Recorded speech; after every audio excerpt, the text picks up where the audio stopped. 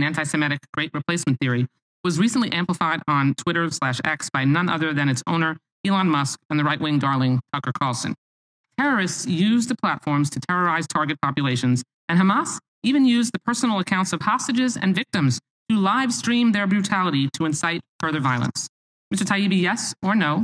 Should social media companies allow rape and murder to be live streamed by terrorists on their platforms in order to create fear and incite violence? I believe that would violate their terms of service. So your answer is no. It should not do that. They should not be allowed to do that. Live stream rape and murder? No, right.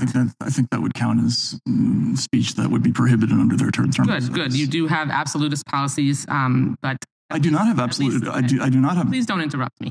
You have absolute. I've asked your question. You answered it. You do have absolutist policies. At least they have some limits. But I think a Homeland Security official. With respect, Congressman, all journalists operate under reclaiming my time. limits. If a Homeland Security official echoed your opinion, you would call it censorship. But I'm glad that at least you acknowledge that rape and murder should not be allowed on social media platforms. Ms. Troy, I have the same question. Yes or no?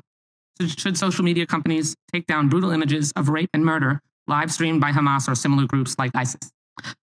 I agree with Mr. Ms. Troy. Oh, Ms. Troy. Ms. Troy. You were looking at me. Sorry. Yeah, I believe they should follow their internal policies and they should absolutely not leave content up like that. And I can tell you as someone who worked on the Christchurch shooting where that terrorist live streamed the attack, which was horrifying, horrific.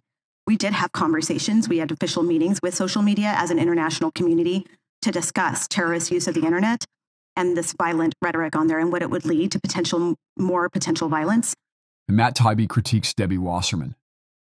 Schultz's influence on media narratives, emphasizing journalistic integrity and autonomy. He challenges conventional practices, questioning the ethical responsibilities of journalists and advocating for honest reporting and truth-seeking. Wasserman Schultz's concerns about government sway over the press highlight threats to free speech and journalistic independence, particularly regarding social media censorship, while acknowledging the need for regulation.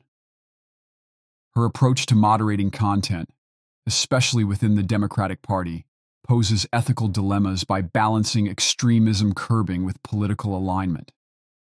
The discourse on violent social media content requires a delicate balance between freedom of expression and preventing harmful material, revealing complex ethical challenges in censorship while upholding democratic ideals.